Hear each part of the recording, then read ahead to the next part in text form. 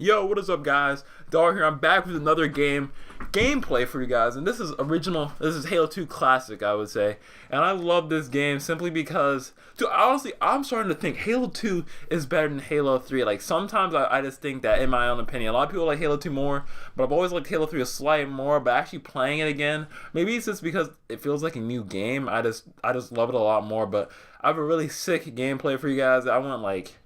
Oh my gosh, I went like 36-7 this game, and in the start of this game, I was getting very frustrated with my teammates in general. I try not to do that because, in my opinion, it's not really good to blame your teammates, even though sometimes they are the cause of the reason why you lose in a lot of games. But I just absolutely went on a tear, and I got as many kills as the other team by the end of this game.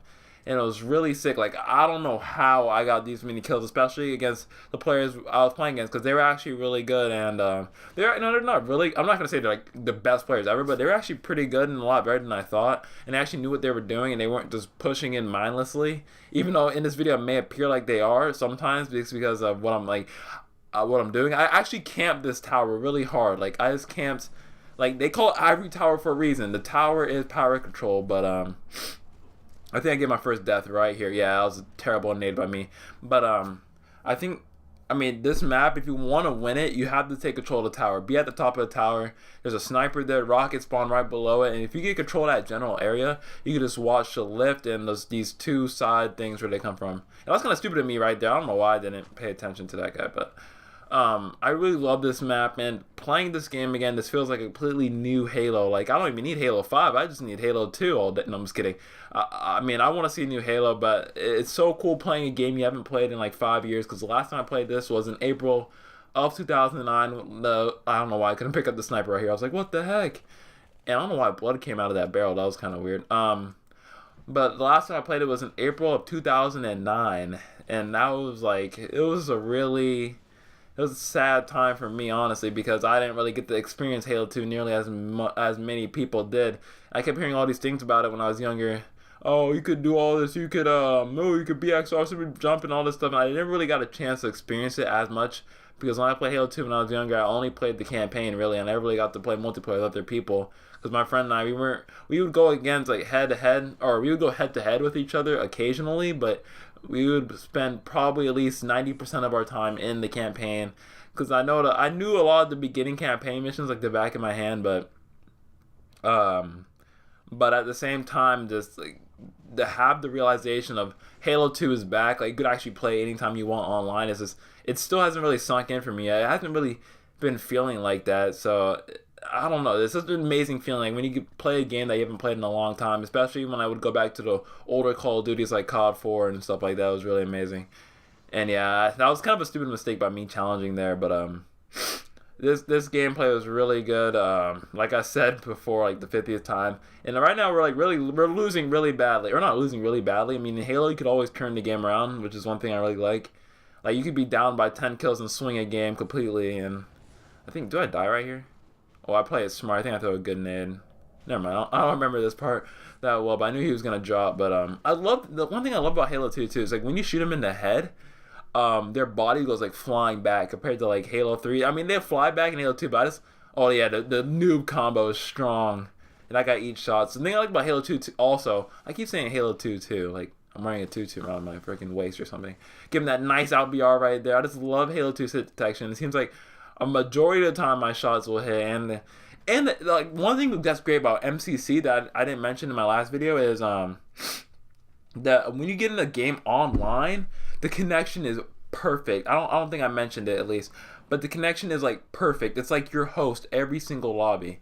Every single lobby feels like you have hosts even though you don't. Like I've had custom games where my friends are hosting the lobby, and they're like, "Yep, I'm pretty sure I'm host." And it will feel like it's still my host. And that's the thing I love about this. The servers are very good on Xbox One compared to the 360. I mean, and then we're going to be able to play Halo 2 anytime you want. I just can't believe that. Like, I'm about to just go play after this game. But, yeah, I get a few nice snipes here. That's another thing. Oh, my gosh. This commentary could go on for days about this game. I love the sniper in Halo 2. The Halo 2 sniper, I think, is probably one of the best snipers compared to... Look at that. Like, look at that right there. Just get blamed. Get your face ripped back. I mean, look at this. I think I think I get one more sniper. I just rip some guy's face while he's shooting me. Come on. Wait, is this right here? Is this it right here? Ooh. Ooh. Oh, yeah, it is. Oh my gosh. I look back on the snipes and some of them are like, how did I get them? I didn't even hit them. And right here, I get super lucky. I don't know how I got that snipe. I was like freaking out. I was like, wait, did I just get that? Like, did I shoot him in the toe or something? But right here, we're really swinging the game. And right now, I wasn't even paying attention to all the snipes I was getting. I was just trying to stay alive for my team and get the win because that's the most important thing in Halo. I think people really shouldn't forget that.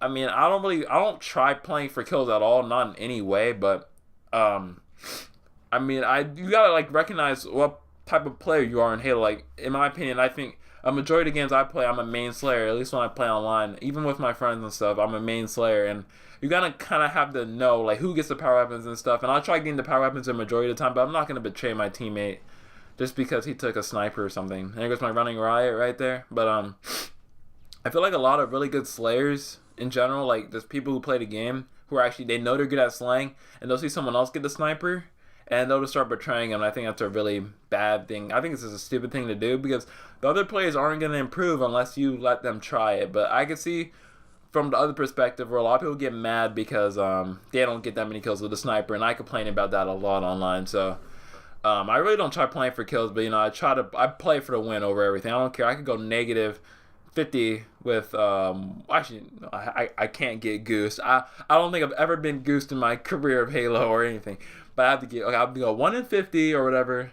But as long as I have an assist helping out my team, as long as I'm helping out my team and we win, I'll be happy. But you know, I think that's the main thing people need to focus on when playing Halo. It's so different from Call of Duty. And Call of Duty is just like, oh, most of the time when you play Call of Duty, your mentality is, oh, I'm just gonna play for myself. I'm just gonna play for my stats, my KD, and my kill streaks. But in Halo, it's a lot more of a different mentality where it's what do you call it? Where it's more playing for your team instead of just playing for yourself. And most good Halo players will tell you they don't play for themselves; they play for their team, or they'll play for their team to win. That's basically what I just said like over again. But I think that's the main key objective in Halo compared to or relative to Call of Duty that I liked from the start, even when I first started playing. But or even I played Halo way before Call of Duty. What I'm talking about, just relative to any other game. But what is it? I beat the Halo 2 campaign too, or also I need to stop saying 2. Like, oh my gosh. But I beat the Halo campaign yesterday, and on Legendary Co-op, my friend and I, Scotty, we didn't realize that on Halo 2 Legendary Co-op, every time you died, one person would die, it would send you back to the previous checkpoint. We did not realize this. We thought it was a glitch, and my friend was looking up stuff, like what people were saying in 343 about it, and he saw no mention about it. So, like, maybe it's just a glitch. Maybe we just have to wait a few days for them to patch the game or whatever. And I recommend, do not do what I'm doing right now. Like, do not grab a rocket and sniper. At least give one of them to your team. But at this point, I was just so frustrated, and I really just wanted to keep pushing ahead. And you know, the only person you could trust with power weapons is yourself, really. I mean, if you have confidence, you go ahead and use it, but try not to have rockets and sniper because your teammates you could do more damage overall as a person sniping, one person sniping in one area of the map and another person with rockets. See, I just wasted one right there, but it kind of held them at bay, and my teammates got overshield. But yeah, we were playing the campaign yesterday though, and we did not realize that you had to have, or in Halo 2 Legendary, if one person dies, yeah, you restart from the checkpoint like Iron Skull was on. And we're like, do I have the skulls on? And I'm like, no, I don't have the skulls. And look at me miss all those snipes right there, and I get ripped at the end. But I didn't know that for like the longest time. I was like, wait, why do we keep respawning? And then it turns out, oh yeah, I get sniped off of spawn. I got super mad right there. And I was like, why is it like that in Halo 2? Why? That's kind of ridiculous. And then we had to go through the whole campaign at points. I was considering breaking the Master Chief Collection. I'm sorry. I got so mad at the game. Not as mad as I got on Halo 1 solo, though. That was solo. Halo 1 that's the hardest game I think I've ever played in my life. But Halo 2 Anniversary Co-op is so annoying, especially with all like the some of the checkpoints really don't help you. And especially some of the cheap enemies that will just pop up, like the floods are one hit. You have to play extremely smart. But I was telling my friend Scotty, one thing I liked about playing Halo on Legendary or any game on the hardest difficulty is it'll do everything but make you, or what the heck, what am I talking about? It'll make you a better player. That's what I'm trying to say. It'll make you a great player. And if you just play the game on the hardest difficulty, going to multiplayer, it will be nothing because you have to play so smart compared to the campaign. So I think now when I go back into multiplayer today, I think I'll be a step ahead of the competition on Halo 2 at least, or just Halo in general, because they're very similar games. Halo all throughout all the Halos. I mean, they're very similar but different at the same time. But that's like a completely another video. But this game, man, I'm just so excited to play. If you guys have Master Chief Collection, leave it down in the comments, or if you want to play with me, just send me a message on Xbox. I have like my gamer tag on my YouTube description.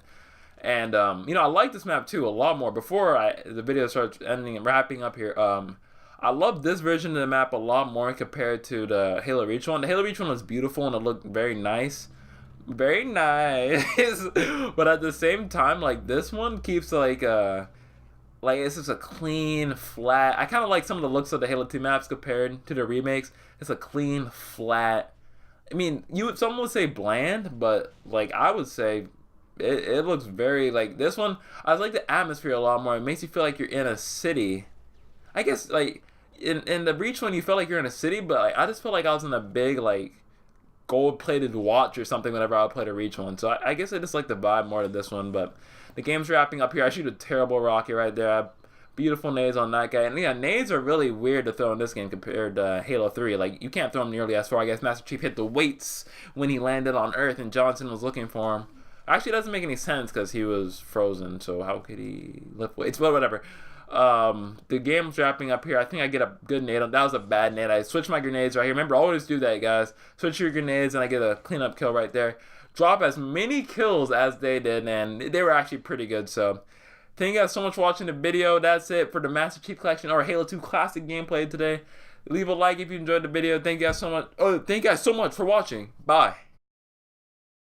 Those stats, no.